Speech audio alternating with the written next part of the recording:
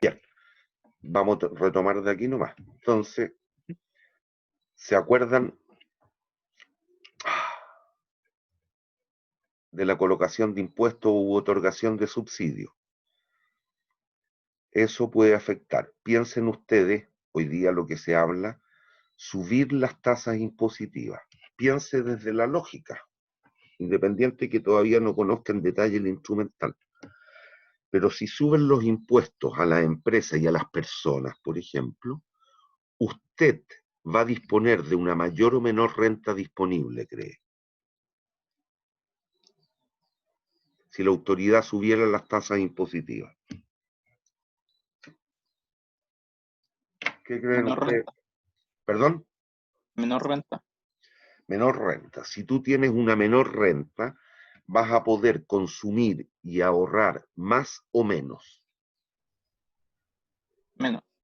Si tú consumes menos, significa que las empresas van a cumplir con sus expectativas de producción y venta. No. No. Por lo tanto, en el ciclo siguiente productivo, ellas tratarán de producir más o menos de lo que habían hecho hasta el minuto. Menos. Si la economía produce menos, la posibilidad de contar con cierta dotación de bienes y servicios mejora o empeora. Empeora. Empeora. Si empeora la dotación de bienes y servicios, la posibilidad de que la gente, nosotros, satisfagamos nuestras necesidades mejora o empeora. Empeora. Empeora. Si aquello ocurre, el nivel de bienestar del colectivo va a ser mayor o menor. Menor. Macro es mucho de intuición, niño, con todo el instrumental que ya tienen de micro, es perfectamente hacer gran parte de los análisis a nivel macroeconómico. ¿Y por qué? Porque ciertamente, aun cuando los separamos, porque en el caso de la micro, el sujeto de análisis es el individuo o un grupo muy bien definido de ellos, a nivel de la macro trabajamos con agregados, pero ciertamente el comportamiento individual, al agregarlo, va a dar cuenta del comportamiento colectivo. Y si todos actuamos según la lógica y la racionalidad económica, van a pasar fenómenos como lo que me estás diciendo. Por el contrario, hay veces que la intervención de la autoridad, y en particular vía política fiscal, obviamente mejora las condiciones del colectivo. Piense usted, ojalá no sea el caso el ejemplo que voy a poner, pero supongan ustedes que a los empleados fiscales, a la gente que trabaja en el sector público, incluidos los parlamentarios, muy vilipendiados en la actualidad, si se les reajustara el sueldo en un 20%. Es obvio lo que estoy diciendo, por lo tanto la pregunta que voy a hacer es casi estúpida. ¿Qué pasa con la renta disponible de esa gente ahora? ¿Aumenta o disminuye? Sorry, profe, justo no, sinceramente no pesqué. No. Si se le sube la renta a los empleados fiscales en un 20%, la pregunta es tontona. ¿Qué ocurre con la renta disponible de esa gente, la que tiene ese aumento en su renta? Aumenta. Aumenta. Si la renta de ellos aumenta, ¿qué cree usted va a pasar con el gasto de ellos en los distintos bienes y servicios? ¿Va a aumentar o disminuir? Aumentar. Va a aumentar. Por lo tanto, si está existiendo un exceso de demanda, que es lo que estaría pasando, y ese concepto lo conocemos, obviamente, antes de quedarse sin stock, ¿qué podrían hacer las empresas en el futuro? Producir más o menos. Más. Si producen más, van a requerir contratar más o menos recursos. Más. Si uno de los recursos es la mano de obra, ¿qué va a ocurrir con la tasa de empleo de las personas, de la mano de obra? ¿Va a aumentar o disminuir? Aumentar. Va a aumentar. ¿Eso es bueno o malo para el país, cree usted? Bueno. Es bueno, pero podríamos tener un fenómeno en contrario. Como los bienes se están tornando un tanto más escasos, podría ocurrir un fenómeno que también podemos predecir según lo que sabemos de la micro, En la medida que un bien se torna más escaso, es dable pensar que eventualmente su precio tienda a Aumentar. aumentar. Y por lo tanto nosotros, pensando en la gente que no es empleado fiscal, cuando sube el precio del bien, nosotros, los que no tuvimos el aumento en la renta, vamos a tener un mayor o menor ingreso disponible para consumir bienes y servicios. Menor. Menor. Vamos a poder nosotros, los no fiscales, satisfacer mejor o peor nuestras necesidades.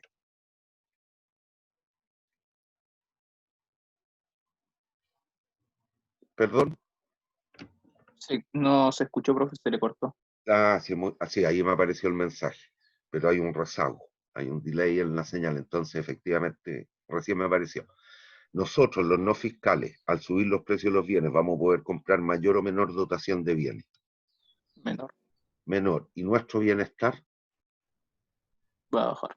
Listo. Entonces son fenómenos que pueden ir analizando. Otra política es la intervención en las rentas, poco probable. Bueno, ¿qué tipos de instrumentos puede emplear?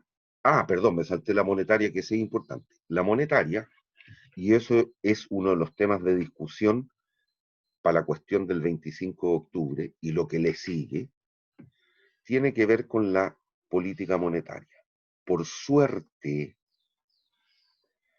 la, hasta varios años atrás, la política, toda la vida, el Banco Central es el ente que regula esto.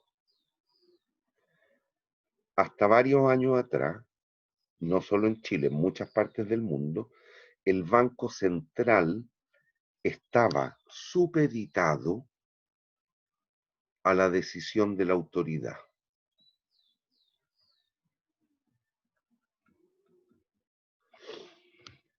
Por suerte, y bienvenido sea, a contar de varios años en prácticamente todas las economías a nivel mundial, el Banco Central es un ente autónomo.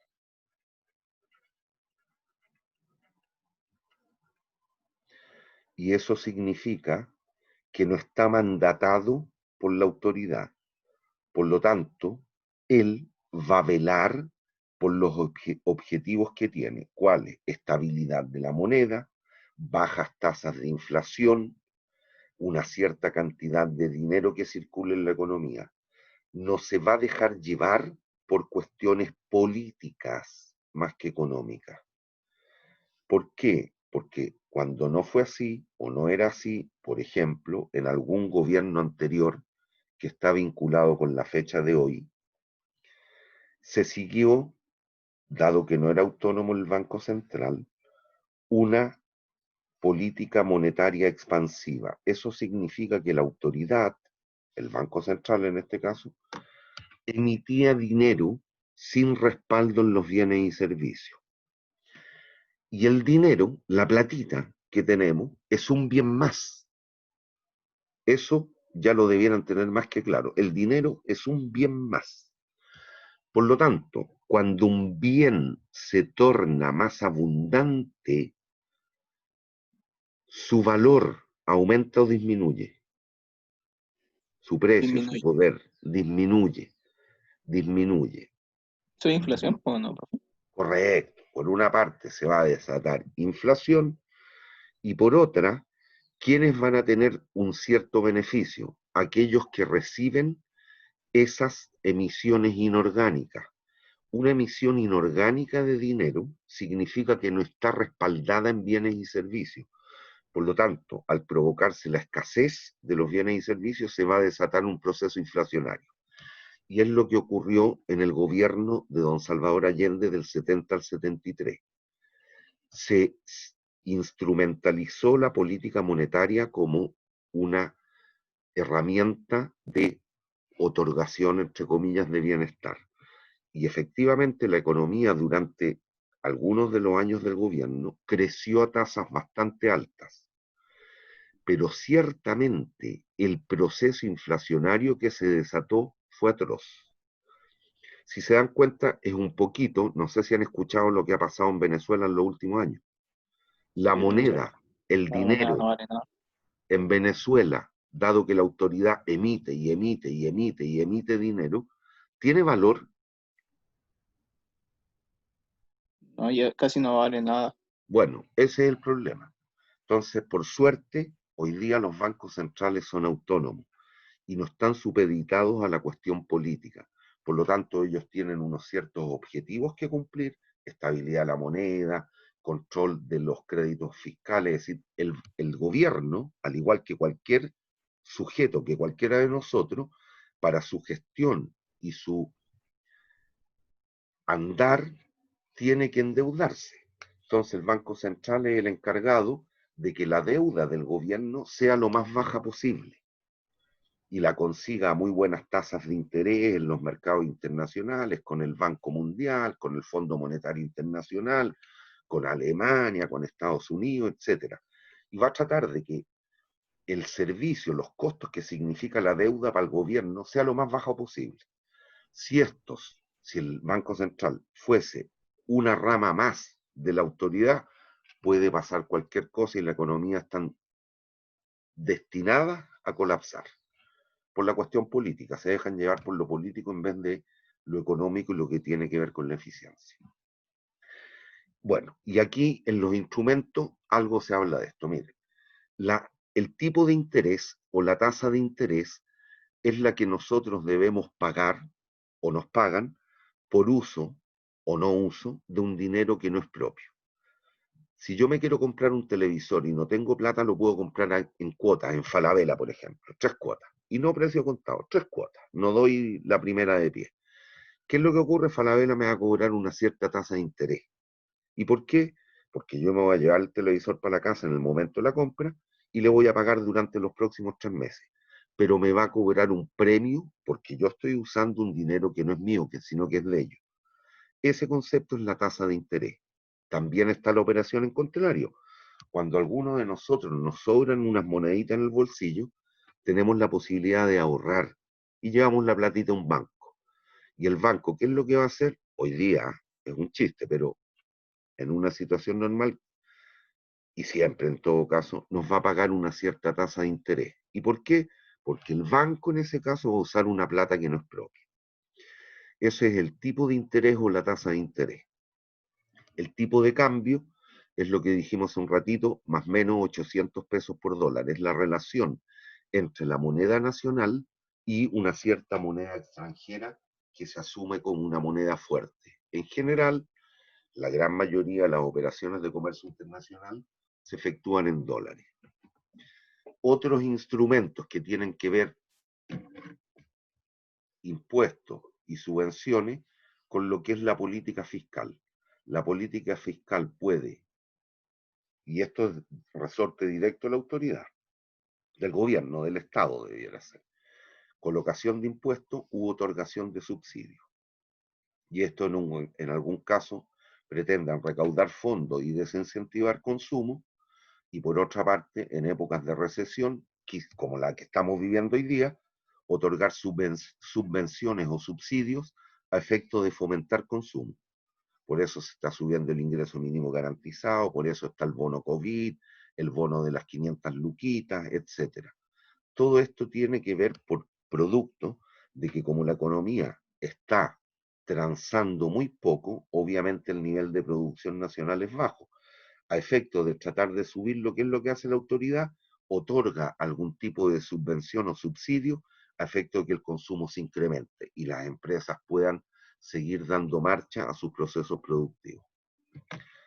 Lo otro también tiene que ver con determinadas economías, es el logro de acuerdo con ciertos sindicatos. Eso tiene que ver con economías en las cuales los sindicatos son tremendamente fuertes, como por ejemplo en Argentina, y así vemos cómo está Argentina hoy en día.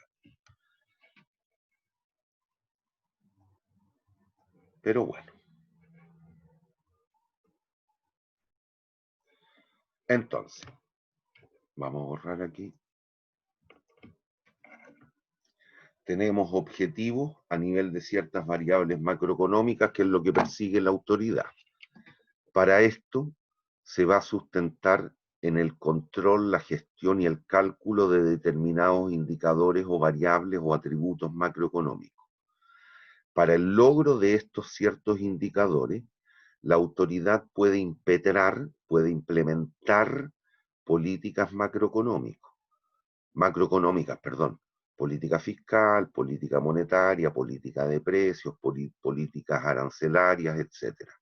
Y esos son los instrumentos, ¿cuáles? Los subsidios, las subvenciones, los impuestos, la fijación de precios, fijación de salarios, etcétera. ¿Hay dudas?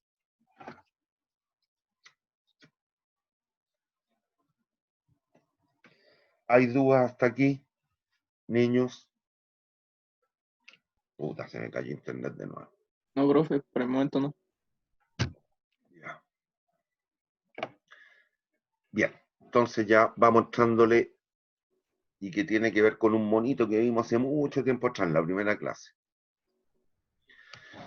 Existen distintos mercados. Está el mercado de los bienes y servicios, está el mercado del dinero y está el mercado del trabajo.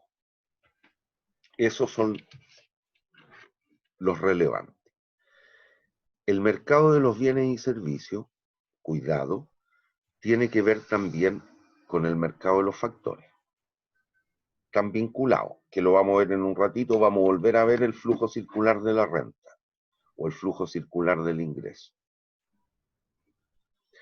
Pero se transan en las economías bienes y servicios, dinero, y el factor productivo más importante, sabemos que son el capital y el trabajo, pero el más importante, el más preocupante para cualquier sociedad es el mercado laboral o el mercado del trabajo. A partir de los dos primeros mercados se obtiene lo que es la demanda agregada de la economía por los bienes y servicios. A partir del análisis del tercero, mercado del trabajo, se obtiene la oferta agregada por bienes y servicios. Y lo que busca la economía como un todo a nivel macroeconómico es que exista equilibrio en todos los mercados, idealmente con una situación de pleno empleo. Si toda la gente que quiere trabajar, trabaja. ¿Hay dudas en el concepto? ¿Hay dudas en el concepto? No, profe. ¿Y por qué? Porque no olvidemos lo que hemos dicho hace un ratito. El dinero es un bien más, como cualquier otro. Y en la medida que es muy abundante pierde su valor, cuando es más escaso aumenta su valor. Lo mismo que sabemos de los zapatos, de las camisas, de los cigarros, de lo que sea. ¿Hay dudas hasta aquí? Bien.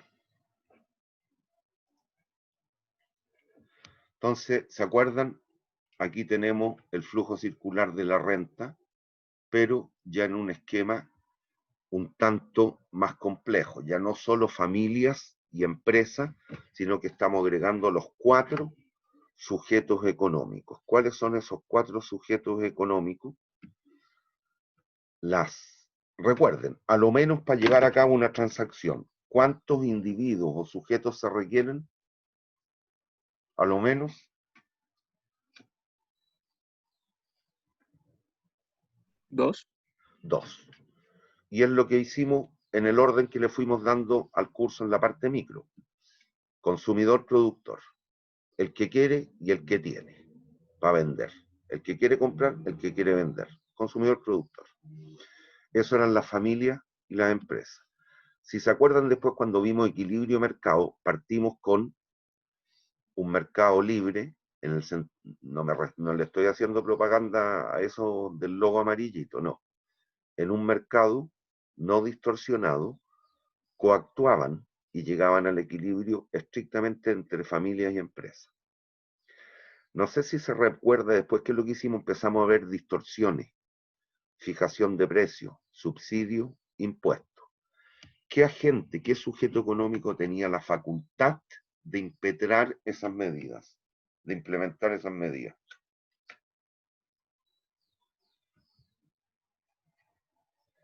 ¿Cuáles ¿Quién, medidas, po- profe? Que justo se le cortó. puta, quién tenía la facultad de colocar impuestos?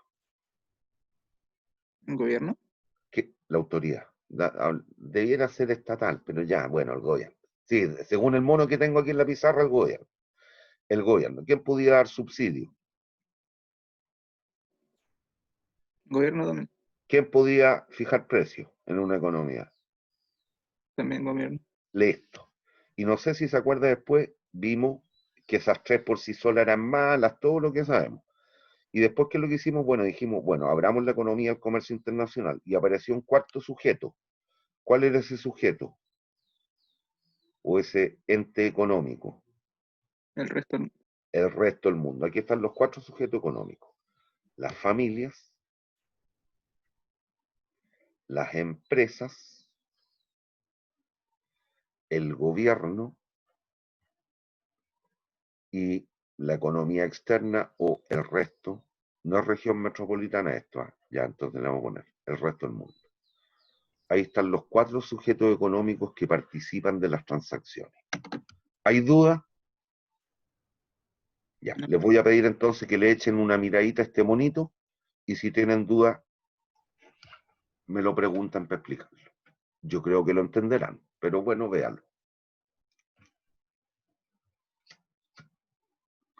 Las flechas que van vinculando las distintas cajitas o los distintos entes o sujetos económicos son las relaciones que se pueden ir dando, que ciertamente aquí pueden faltar flechas, pero si no sería inentendible. Échenle una mirada y me pregunta si tiene duda.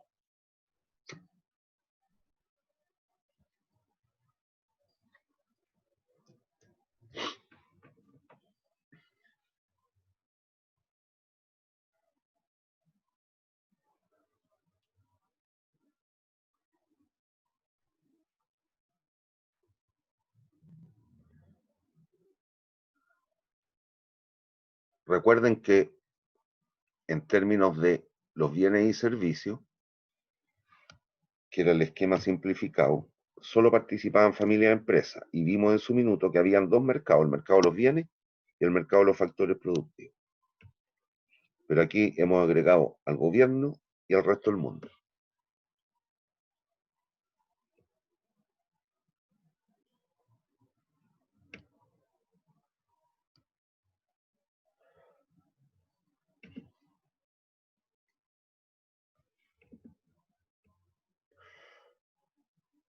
¿Entienden el monito?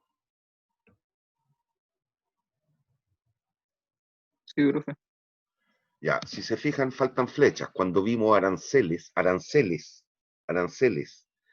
¿a quién vinculábamos? Al gobierno con el resto del mundo. Entonces faltan flechitas, porque ahí también pueden haber subsidios, impuestos, etcétera. Pero con esto es suficiente para entender todo lo que hemos hecho, todo lo que hemos visto. Y aun cuando suena raro, aun cuando suena raro, aun cuando suena raro,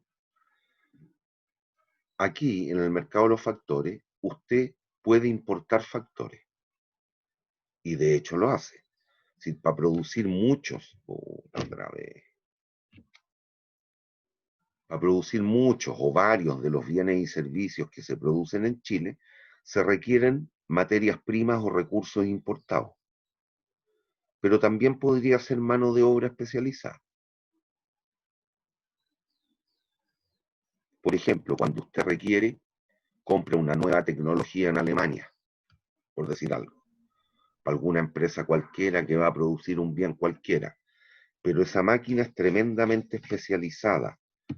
¿Y qué es lo que podría hacer usted? Bueno, contratar un experto de la empresa vendedora en Alemania que venga y capacite a los trabajadores nacionales. Entonces, también podría importarse mano de obra. Suena raro, pero puede ser. Lo mismo al revés. Una empresa, no sé, coreana que esté produciendo cobre, resulta que requiere los servicios de algún experto en la producción de cobre. Puede contratar a un chileno. Y eso pasa, sobre todo con las transnacionales. Hay chilenos que ¿Eso no están sería trabajando. importación de servicio, profe? No de factores. De acuerdo, pero eso es, po, sí. Pero velo en el mercado de los factores, no aquí. O sea, Chile con el cobre. Sí, sí. Ya. Hay dudas, pero puede pasar cualquier cosa, si eso es lo que estamos diciendo aquí. No se sesguen a alguna cuestión en particular. ¿Ya? ¿Hay dudas? Bien. Entonces, entrémosle a algunos indicadores macroeconómicos.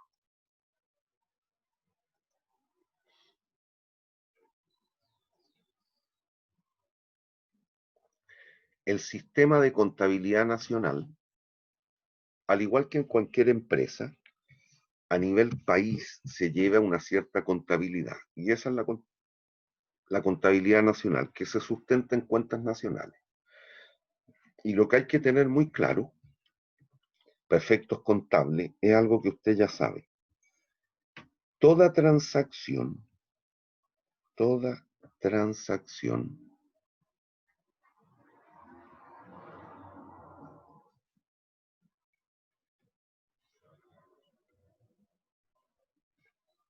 en términos contables debe quedar registrada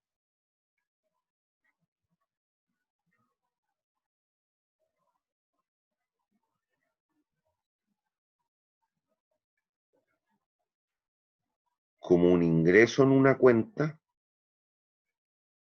y como un gasto en otra. Que es lo mismo que pasa con las empresas, pero esto a nivel nacional, para todo tipo de transacciones. Ojo, eso sí, cuidado con esto. Esto sí, solo sí ocurren en los mercados formales.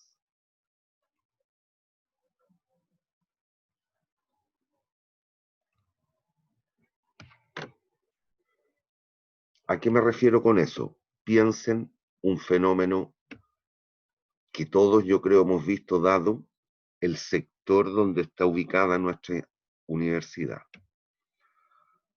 ¿Han ido alguna vez o han andado o han caminado por la vereda sur de la Alameda entre Bernal del Mercado y, valga la redundancia, la estación central propiamente tal? ¿Han caminado alguna vez por ahí?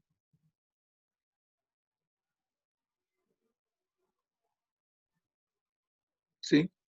Ya, no sé si ha visto, o también cuando entramos por Ecuador, ¿han visto esos kiosquitos que venden sopaipillas, sanguchitos, bebidas? Ujú. Ellos, cuando usted le compra el sándwich a la peruanita, o la, no sé, la sopaipilla con ají, ¿le da boleta? No, Por lo tanto, ¿existirá la forma que la autoridad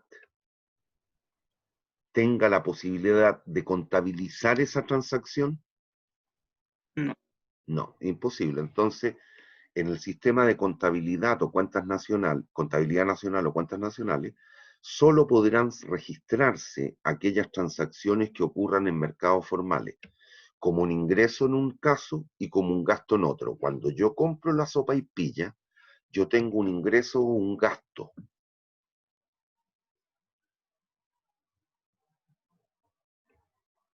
Niños,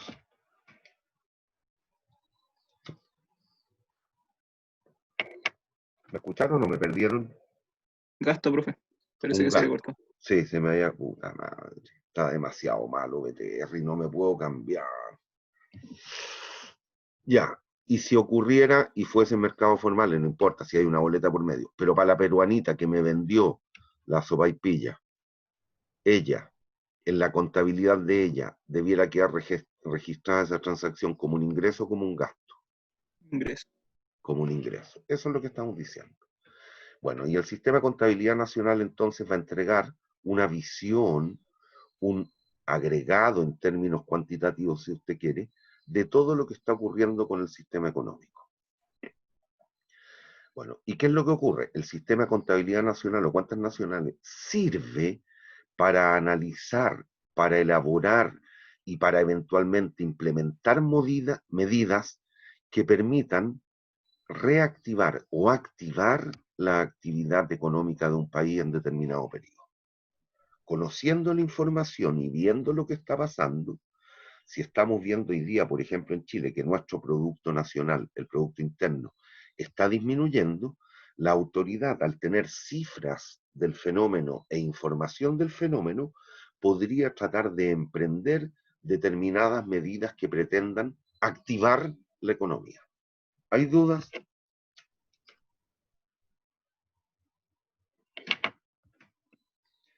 ¿Y a quién más le sirve el sistema de contabilidad nacional? A todos, a los economistas, a los políticos, si es que analizan las cifras, a nosotros, si es que estamos haciendo un trabajo de investigación, a ustedes, si están haciendo un trabajo de investigación, entre otros. Sin las cifras de todo lo que tiene que ver con la economía y la macroeconomía en particular, que son las cifras agregadas, le sirven a cualquier individuo que pretenda hacer algún tipo de análisis o estudio. Nos sirven a todos.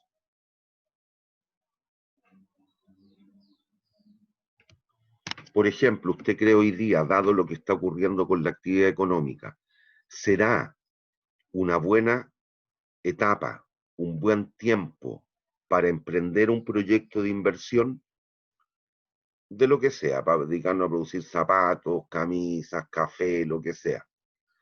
¿Cree usted que hoy día, con lo que está ocurriendo con la economía, puede ser un buen periodo para emprender un proyecto como ese? No, profe. Por lo tanto, a cualquier sujeto, a cualquier empresa, a cualquier individuo, la información económica de lo que está ocurriendo en la sociedad es relevante, es importante porque puede afectar nuestras decisiones, ya sea de producción o de consumo. Bien, el primer y más grande de los agregados económicos, el Producto Interno Bruto, cuya cifra es PIB, Producto Interno Bruto. Es el indicador que mide la actividad económica en términos de la producción de los distintos bienes y servicios de un país, de una región, de una sociedad, en un determinado tiempo. Esas, estos agregados económicos, estas magnitudes, se calculan en términos anuales. ¿Hay periodos menores? Sí, claro, pero para lo relevante y los estadígrafos que ustedes pueden encontrar van a estar en general definidos en términos anuales. ¿Qué es lo que mide el PIB? Mide el valor de la producción total de bienes y servicios producidos dentro del área territorial o geográfica de un país durante ese cierto periodo, generalmente el año.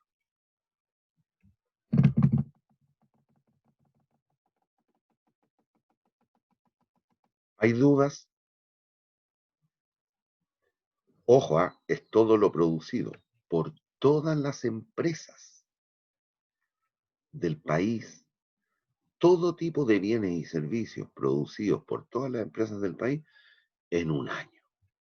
En un trimestre también puede ser, sí, pero lo más frecuente es encontrar estadígrafos anuales. Bueno, y según lo anterior, entonces, ¿qué es lo que está ocurriendo? Hay que tener súper claro que la producción es un flujo, no hay stock, no hay acumulación. Que esto, no sé si lo logró entender cuando vimos hace mucho tiempo atrás el esquema simplificado del flujo circular de la renta, cuando teníamos solo familias y empresas, bienes y servicios, factores productivos. Recuerden, a la larga, ¿quiénes son los propietarios de la empresa? ¿Se acuerdan? ¿Quiénes son los dueños de la empresa? Las empresas son entes inanimados, ¿eh? ¿Quiénes son los dueños de la empresa? ¿Se acuerdan? La familia. La familia. Por lo tanto, cuando aquí esta empresa vendía 100 pesos y nosotros pagábamos 100 pesos por algún bien, ¿qué es lo que ocurre? Uno podría decir, pero es que la empresa aquí en remuneración a los factores productivos le costó lo que vendió en 100, lo que vendió en 100, lo que vendió en 100 le costó 80. ¿Me siguen o no? Por lo tanto, uno podría pensar que la empresa acumuló 20 pesitos. Cuidado. Recuerden que aquí teníamos que remunerar a los propietarios de los factores productivos. Por lo tanto, en términos de costo directo, podemos pensar que estos son los 80 pesos. Pero ciertamente estos 20 pesos, ¿a bolsillo de quién van a ir? De los propietarios de la empresa. Por lo tanto, también es un flujo. No hay stock aquí, no hay acumulación. Eso es lo que estamos diciendo. Aquí, ¿qué es lo que va a pasar? Van 100 pesos para allá, van 100 pesos para acá. Nosotros, como propietarios de los factores productivos, las personas, vamos a proveer a la empresa de 100 pesos y la empresa va a remunerar a los propietarios de los factores en 100 pesos. 80 pesos a los trabajadores directos, si usted quiere, a los trabajadores, y un 20 pesitos a los dueños de la empresa, a los dueños del capital, que es el pago por su capacidad empresarial, por haber sido capaces de producir algo en 80 y venderlo en 100. Esos 20 pesos es parte de la remuneración a los propietarios de los factores productivos. Aquí no hay acumulación. ¿Hay dudas? Bien. Bueno, ¿y cómo se calcula? ¿Qué es lo que hay que incluir? Todos los bienes y servicios producidos internamente, todos los bienes y servicios finales producidos internamente, incluidos los bienes de capital, la construcción, es decir, los edificios, los condominios, todo lo que usted quiera, y la variación que puede existir en los stock o existencia. ¿Qué es lo que no hay que incluir en la contabilización de la actividad económica? Los bienes y servicios intermedios, los costos directos de producción y los bienes usados. Y tampoco lo estamos diciendo, todos los bienes que han sido producidos en el extranjero y los activos financieros, porque esto es solo transferencia de propiedad de un papel. ¿A alguno le gusta el fútbol de los que están presentes?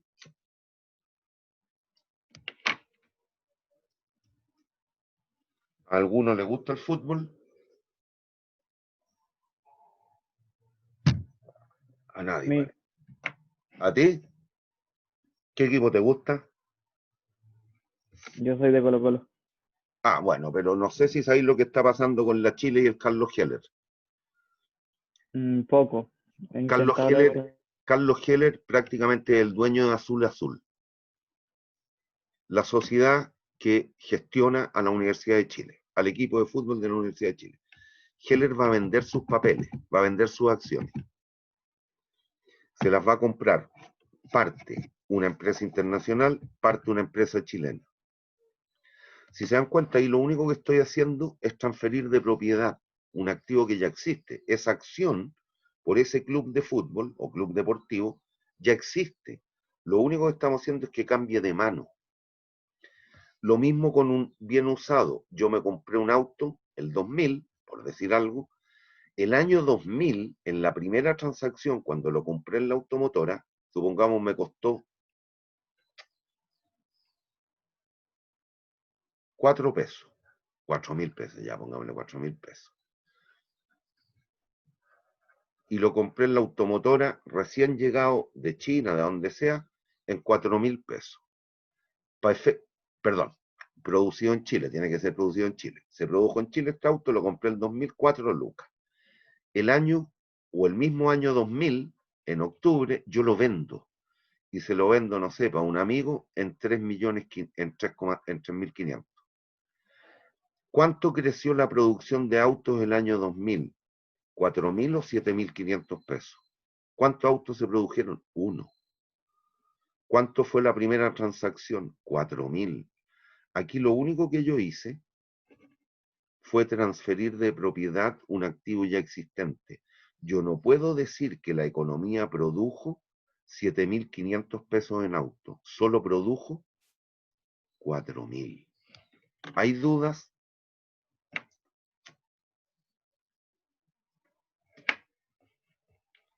¿Hay dudas? Bien. Una vez más, el monito, pero ahora ya le vamos a ir poniendo nombre a las cosas. Esto, medición de la actividad económica, en este caso en particular, en el que estamos graficando aquí, en una economía cerrada o autárquica. Si se dan cuenta, solo existen 3 sujetos económicos: la familia, los hogares,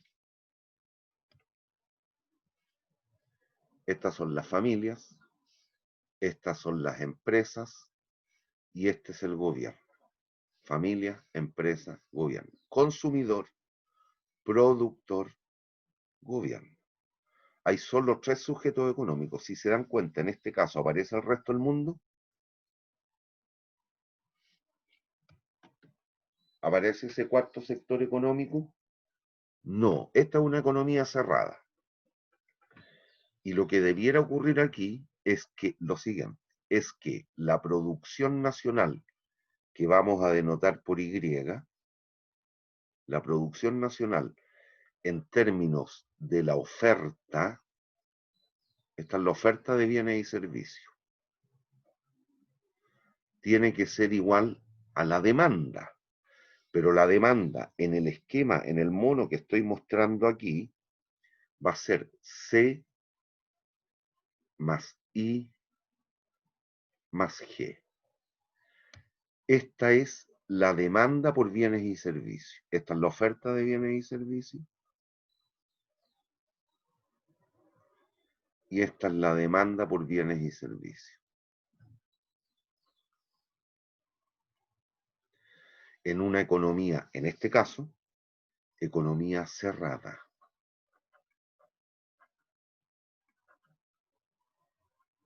Es decir, sin la posibilidad de comerciar con el resto del mundo, en este esquema que tengo aquí.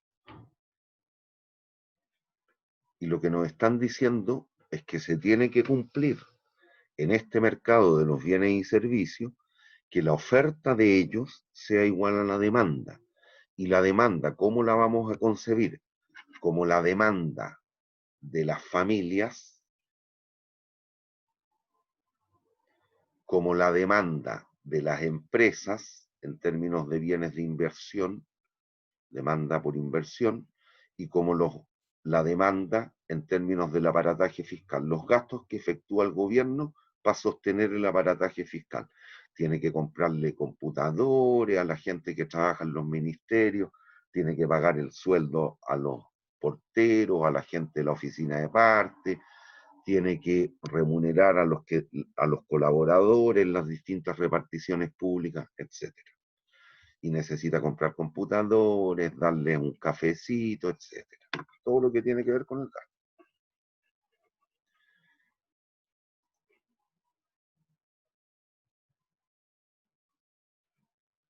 Ya, bueno, esto no me alcanza a pasarlo en 3 minutos. Bien, vamos a llegar hasta aquí entonces por hoy día. ¿Hay dudas, niños? Por mi No, parte, profe. no. Bien, llegamos hasta aquí hoy día, niños. Buenas tardes. Profe. Perdón, buen Adiós, día. profe, gracias. Chao.